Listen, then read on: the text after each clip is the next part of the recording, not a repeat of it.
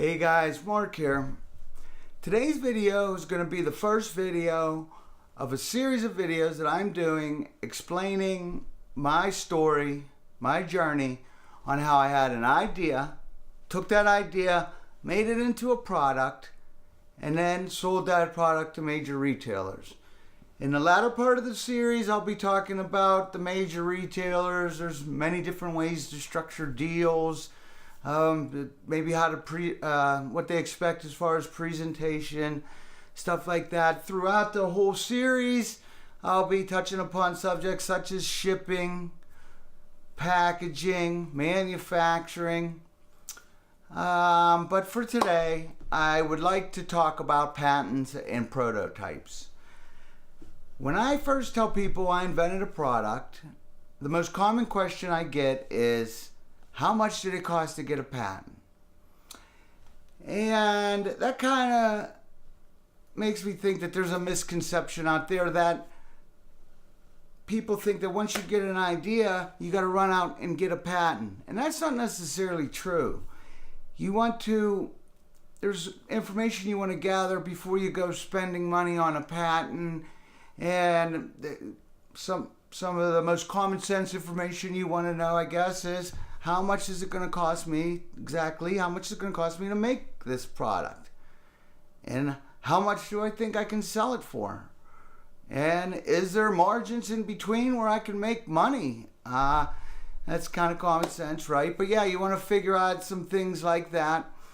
So as far as this video goes, I'm going to get my old prototypes and the one that I built in my garage. It's kind of crude, but I'm proud of it. So I'm going to get those. I'm going to kind of show you how I went about until I finally got to the product that I sell on sell to the retailers today. And then I'm going to go over how I would do it differently. Now that was my first time, and now how do you do it differently, a little bit more efficiently? So I'm going to go through both ways there. So with the magic of video, I will be back in 1 or 2 seconds. See you then. Hi guys, I'm back, and it only took me a second. So first, I want to give you a quick overview of my invention, which is a Christmas tree watering system called the Tree Nanny, and just quickly how it works. As you can see in this diagram, there is a funnel and tubing, and then you have the sensor pack, and there's basically just the two parts. Right in front of me here is the funnel and tubing part. This is the prototype that I built in my garage. And it was very crude, but I built it to go to the Invention convention in Pittsburgh, Pennsylvania. And I was at that Invention convention. I did meet a lot of people, a lot of connections, such as manufacturers, or even retailers. So it did kind of serve its purpose, but I got a provisional patent pending on this. And then, as you could see in the diagram, it changed greatly, and I ended up having to redo that provisional patent. But as you can see, this is kind of self-explanatory. Pour the water in there, and it is watering your Christmas tree. That's the first part. So then, at that Invention convention, I talked to a major retailer, and they had the idea to that they would like it to strap on or connect to the Christmas tree trunk a little easier. So then I made this clamp where you clamp it on. This never came about, too cumbersome, too expensive to make, so we canned that.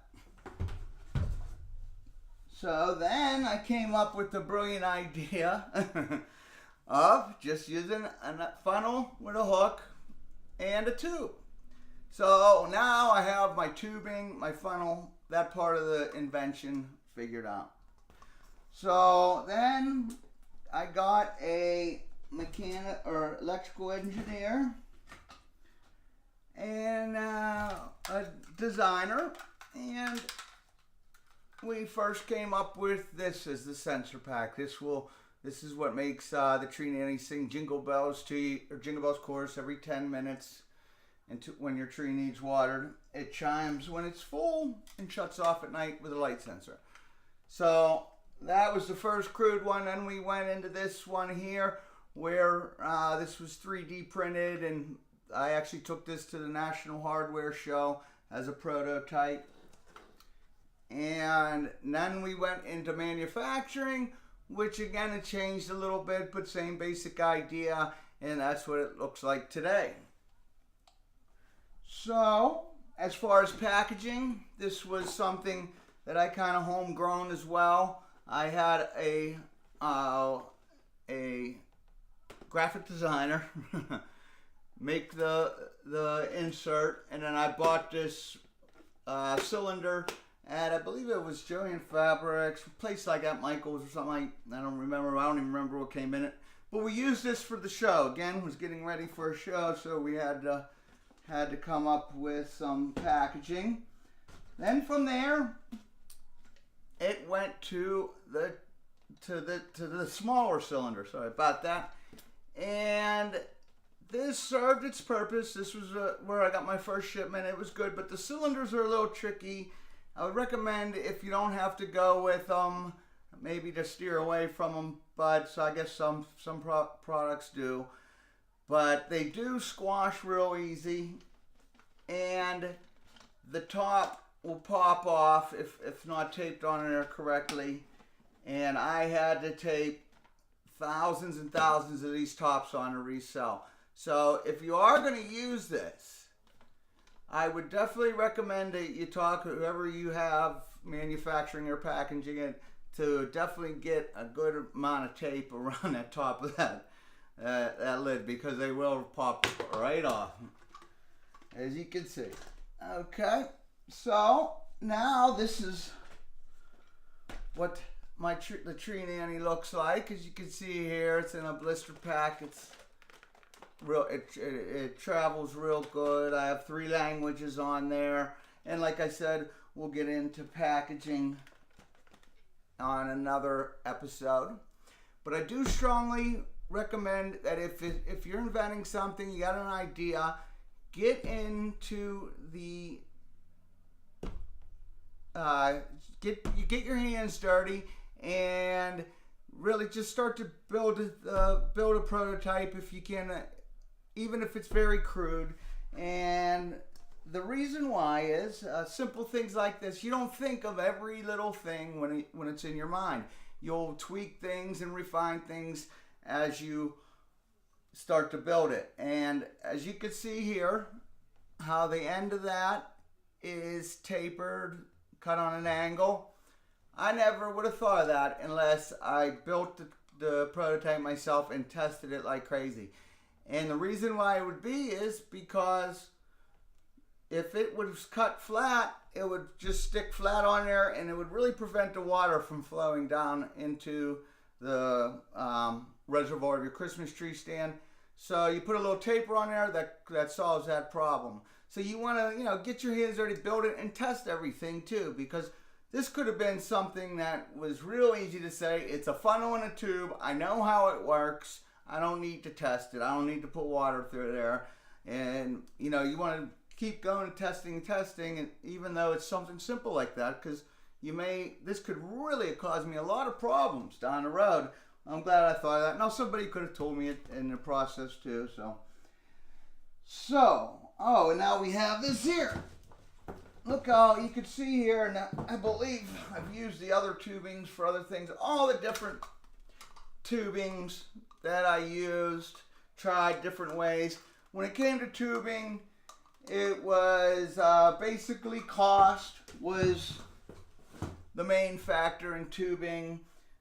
Also, how it got packaged. Actually, when I first started packaging them, they would get a lot of kinks around here. And all I had to do was cut off 2.5 inches, and now it rolled nice and neatly in there. So you got to play around with things and kind of think outside the box. I'm thinking this, that, and the other thing, and all you had to do was lower it 2 inches. So now that's the way I did it. That was the way I went through my journey the first time around. Now, if you were starting, how would you want to do it?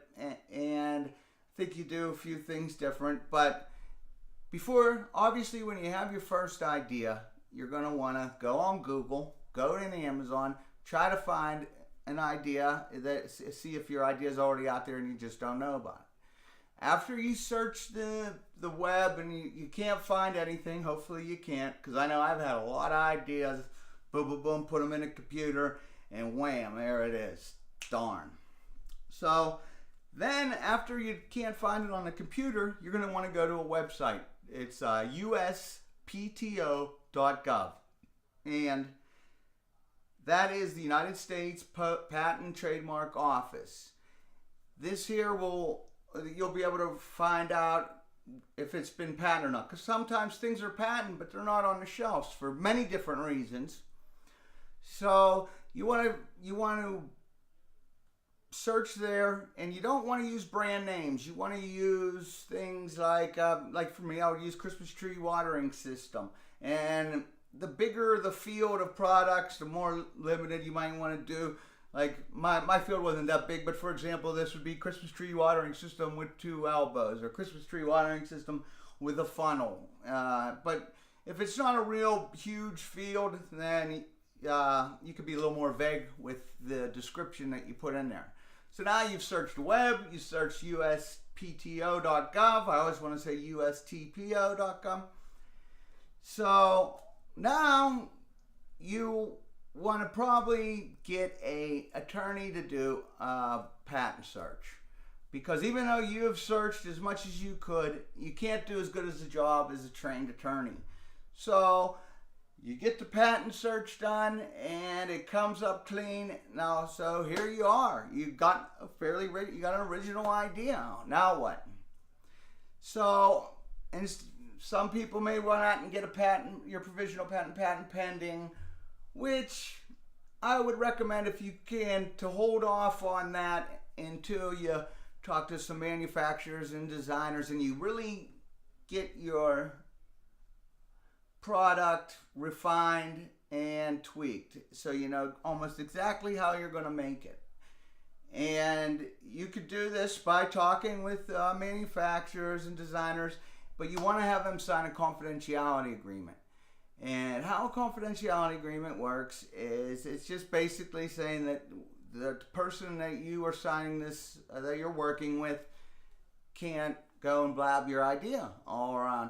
So you will have to put a description of what your product is on the confidentiality agreement. And this is for 2 reasons. Well, one, it protects you, and you could say, well, this is what we were talking about. But it also protects the person that is you're working with. And how that works is, if that person that you say, I'm a designer, you come to me and with a Christmas tree watering system, and you want me to help you develop it, and then but I already have somebody that is developing, I'm already helping somebody develop a Christmas tree watering system.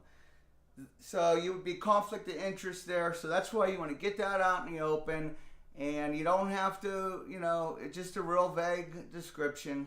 That's all you got to do. You don't have to tell all your secrets and things like that.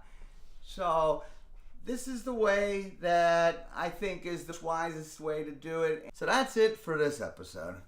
I would like to add, if you have any comments, questions, or if I didn't explain something good enough, or if you would like to add to what I said, please leave them in the comments below. I'll be checking those regularly. See, I want to make this channel so that it's a place for people that are thinking about it, or are in the beginning process of getting a product started. They can come here and get some information and kind of know what to expect. I know when I was starting out, I really didn't know what to expect, and now I've went through the process and I've really been around the block, I guess as you could say, so I want to kind of share my knowledge. And if you do have a product that you're serious about, you can reach me at my email address in the description below, and or you could go to www.landmarkproducts.com. And I always wanted to do that. I always wanted to point it out like that. So we'll see how it works out when the text gets in there. But I would like to thank you very much for listening. Please like, share, or subscribe to the channel if you enjoyed what you've seen today. And I'm going to leave you with one phrase that I heard a while back and it kind of stuck with me. And it is, one who lacks knowledge to start has already finished. And that is very true. So again, thank you. And I hope you have a good one. See you next episode. Bye-bye.